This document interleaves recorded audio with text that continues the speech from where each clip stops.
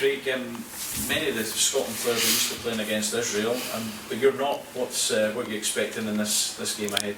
Yeah, it's a new one for me, not for Scotland. We've played each other so many times, so we know the threats that they possess. Very close games, every single one of them. So we know it's going to be really difficult. We'll need to play well to make sure we come out on top, and that's all that we're focused on. We know that they have a few very big threats and some good players, but we're trying to concentrate more on what we can do.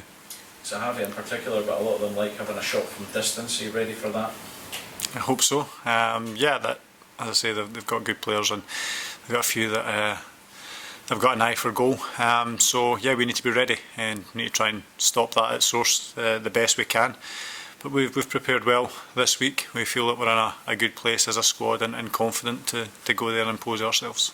Do you feel that Scotland are in a better place, or both teams are in a better place now? They're better teams given all the games they've played against each other recently?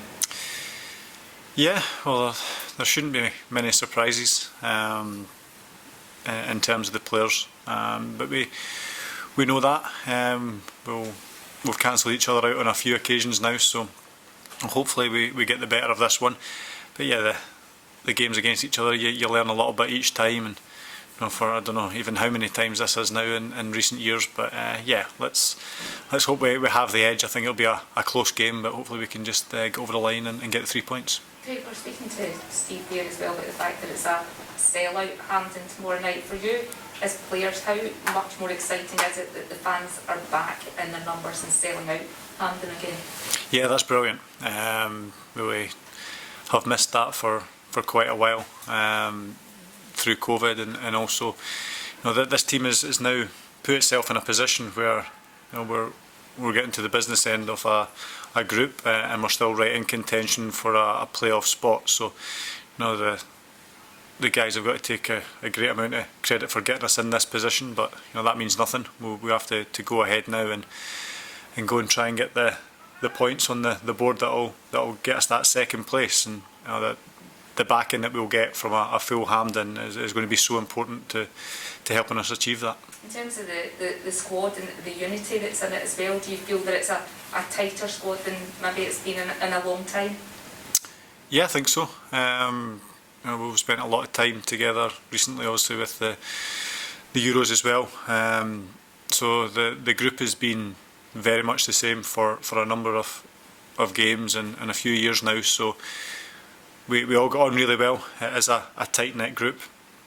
I think that helps, especially at this level, that everybody enjoys coming away here. They look forward to it, and if players are happy, then they normally perform better. And we have had a good camp for a number of years. The atmosphere has been great, and if we can continue that, then that gives us a bigger chance on the pitch as well.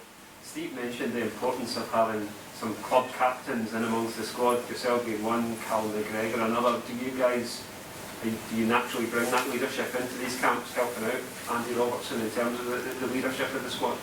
Yeah, and Andy's great. He's been brilliant for the group since he first got the captaincy. He's really grown into the role and does that very well. Yeah, if there's anything that any other guys can bring up that might help the team in terms of organisation or whatever, and talking on the pitch, then obviously that benefits everybody. So everybody's got a role to play in that. I do think that club captains, you do tend to get quite a few of them in international teams, and we've had that in the past as well. There's been captains throughout the team at club level, but Andy's great. He is the leader of the group, and hopefully he continues in that role for a long time, because he's really brought a good sort of atmosphere to the group and kept everybody together, and that is so important, as I said before. How big a miss is Grant Hanley going to be tomorrow after the form that he's been in for the national team? Yeah, he's been a massive player for us. Really, brilliant at the back. He's the one that plays in the centre, and he's always making blocks and headers and clearances for us. He's great to have in front of you to know that he's going to put his body in the line every single time. And yeah, there's no doubt will miss him, but we do have players in the squad that can step into that role. We've been fairly good defensively, and we need to try and keep that going. Craig, I don't think you'll mind me saying you've obviously had a long career, you've experienced a lot as well. Do you try and take the opportunity on nights like tomorrow to actually take the moment in and enjoy it? I think it's hard.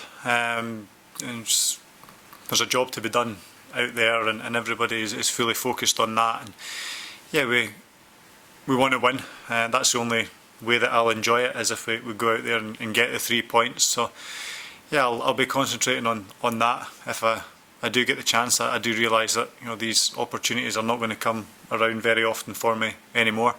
So if I do get that chance, but first and foremost, I need to be looking to try and help the team win the game. And of course you don't take it for granted, obviously you've just said that. Does it mean more to you now when you are handed the opportunity to go out there and make the most of it?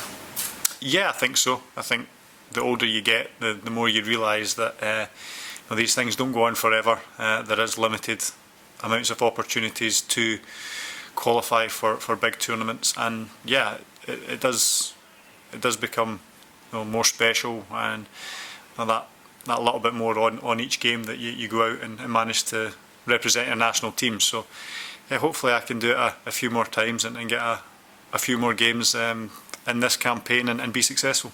Craig, go back to your very first involvement at international level for Scotland under 21s. It was against Israel 19 years ago.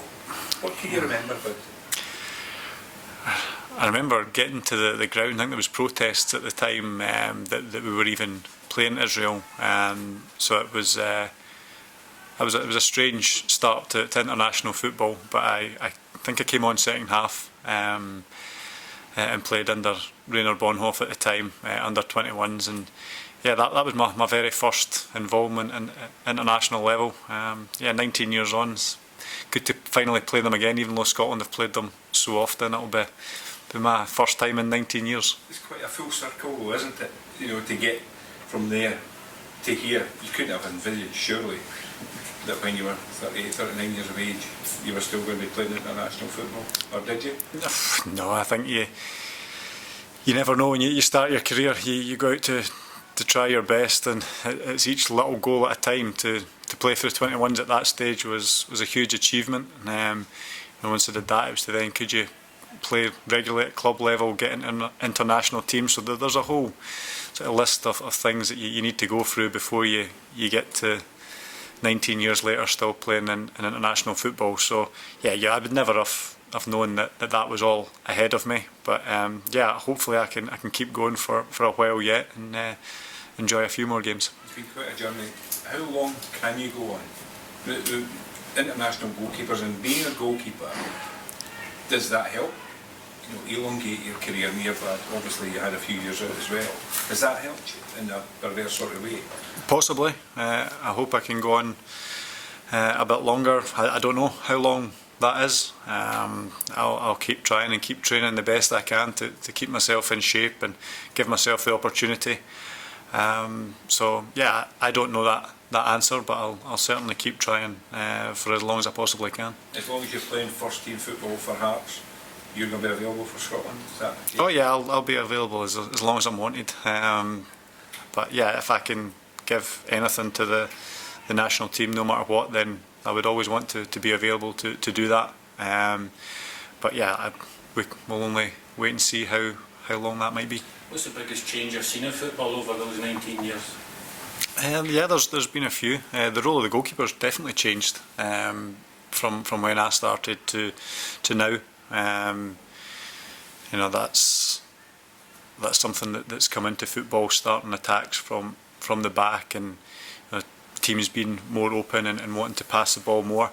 When I first started playing in the international team, it was all about keeping the team out, playing on the counter, being very hard to beat. And although that still remains, I think that nowadays we pass the ball a lot more. We're looking to build attacks through the phases, and that's just the way football's gone, and me especially, I've had to adapt to that through the years to keep my place in the team.